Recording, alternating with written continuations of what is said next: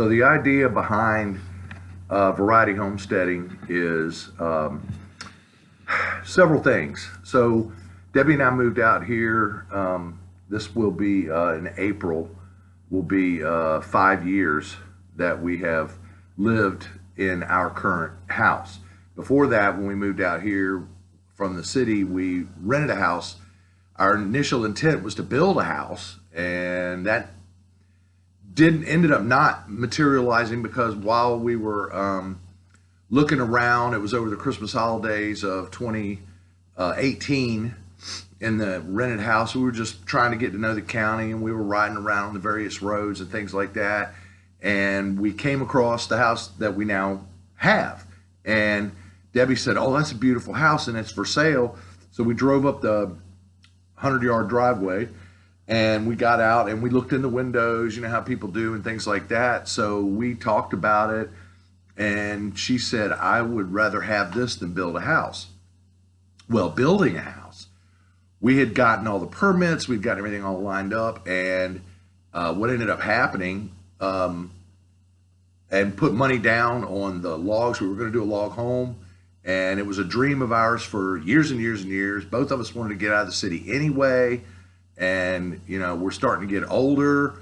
At the time, I was approaching 60 years old, and we're like, you know, we either got to go now or we're not going to go. So we ended up buying this house that we live in, and this house came with a two-car garage, which I have commandeered as a wood shop.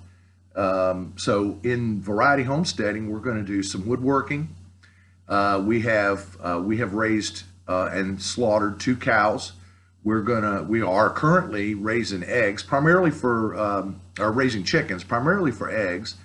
But as that goes forward, we may. I mean, we could get, you know, goats. We could get, you know, meat chickens, whatever.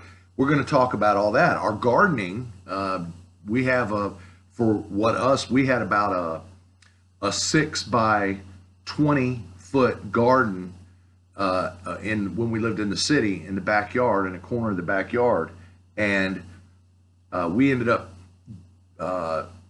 coming out here, and now we have like 1,100 and some square foot garden or more.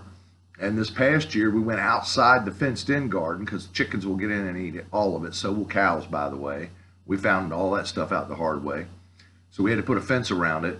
But this year, in order to have enough room for the corn, we went outside of the fenced-in garden. And that was going to be okay until deer started jumping over our main fence, and they ate some of the corn. We got a fungus in some of the corn. I don't know how that happened because that hadn't happened to us in the previous couple of years. But at any rate, our current plan, I mean, this is the first time we've done anything like this. So our current plan is to share all of the things that we've done around here in the last 4 or 5 years, and we're still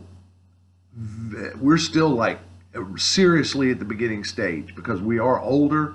We don't have the muscle power or the stamina to be able to go out there and rock something out in, you know, 10 minutes or one day necessarily. We're going to talk about woodworking. We're going to talk about gardening. We're going to talk about some animal husbandry. I can share my not exploits, but how I set up to go hunting and black powder hunting and gun hunting and things like that. We can do that in some videos. We can also I can show some of the things that we have built. Like we built a fence around half of our cleared property, and then we built the garden fence, and then I built a smokehouse earlier this year, and a small smokehouse. It's like 5 by 4 smokehouse, but it is a smokehouse. And I built the chicken coop. It's a beefy chicken coop. I built that. It's mobile. We built a shed several years ago for we call it the cow palace because that's where the cow would go. And so it's just these various things that we've done, we can show. Now, I didn't video any of that. So to start off with, you're going to have to see things in their static state. And what I'll try to do is use my phone. I don't have any video equipment at all except my phone and my laptop.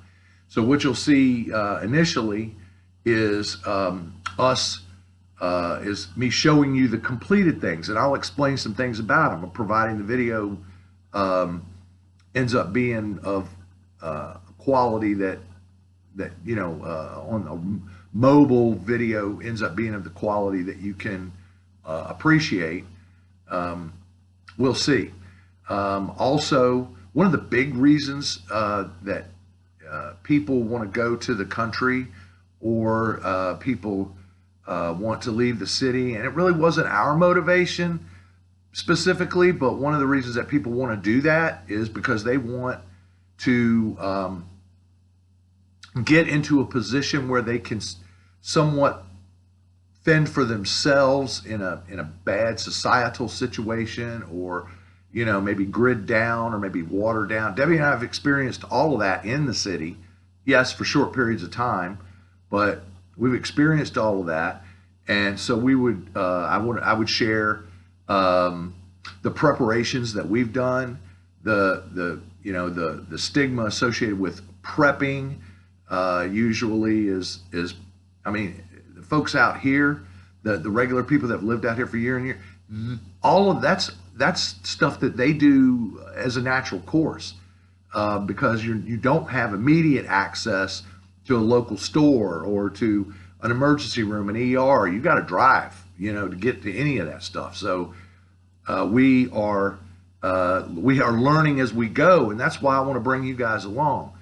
And then finally, my whole motivation for starting this, my whole reason for even doing this, is to share the good news that Jesus Christ saves. So in your preparations, what are you doing about situations that you can't control, like eternity?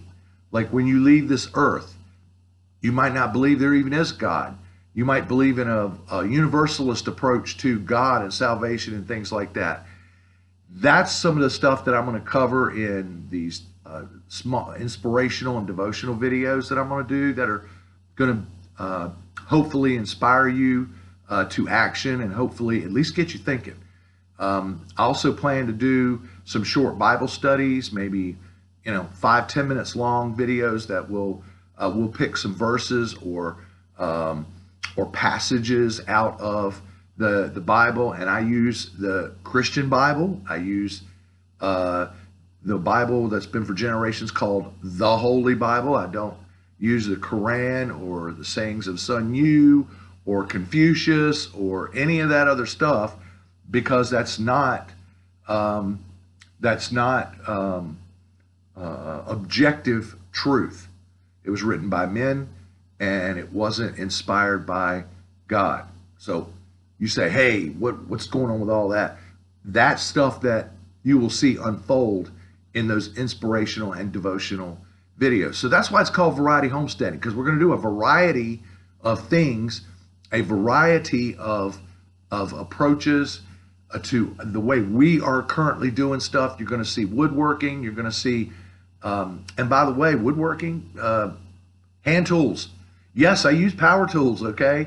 But if you don't have power, or if I'm out in the field, if I'm 200 yards from here, I can't run an extension cord out there. I've got very limited battery operated tools.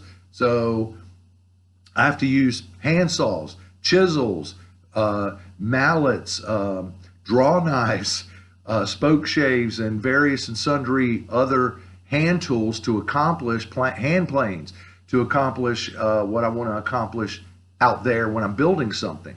So you'll get to see some of that too. Anyway, this video's actually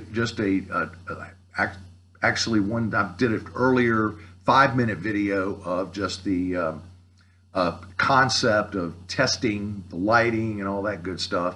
I'm in the same position, but what I'm gonna do now is I'm gonna depart from that for a minute, and I'm gonna step away from the camera and let you see my hand tool cabinet behind me so that you will be able to maybe appreciate, and it also gives me a chance to do another little test and see what I can do with this laptop camera while I have it. So I'm stepping away, and what you'll see is I'm still got my head in the camera a little bit because I'm trying to adjust on the fly. But what you're gonna see here is my hand tool cabinet. So I'll remove these. These are hard maple. I'm making handles for a frame saw. Doing all that by hand. I'll move those out of the way. And what you can see is my hand tools. This is approximately 45 by 40. It has two doors, one here, one here. Inside of each of the doors, I designed and put all of my most of my hand tools. For example, here you're going to see a bunch of molding planes. You're going to see all my hand planes, and you're going to say, "Hey, do you use that stuff?" Yes, I do actually use it. I use almost everything here. There's one or two that I've tried using and I'm not so good with, like this old Stanley transitional smoother. I'm not all that good with that.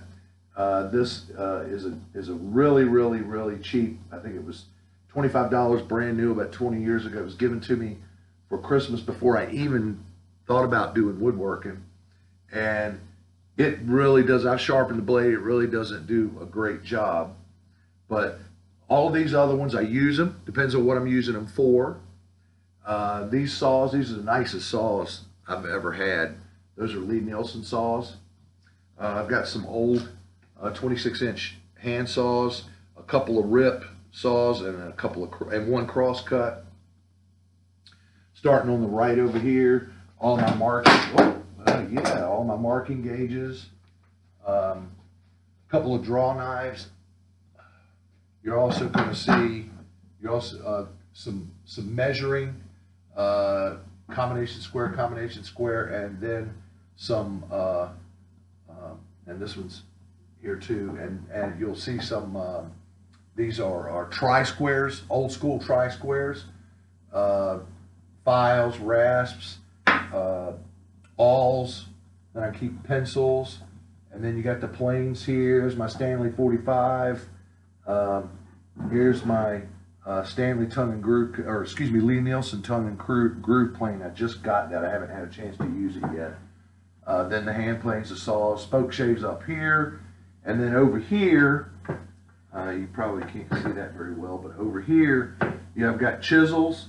I got some screwdrivers here. I got some small carving tools. These are really terrible quality. These are not bad at all. Then some handmade mallets. These two were handmade, and then these other four are just things that I've acquired over time. So that's where we're at today in this test video on just doing a quick test on the ability to move around and you be able to see things. And again, with no editing software yet, I don't know what I can actually do about that. I may just have to leave it like it is. Thank you for watching, and we will come back soon.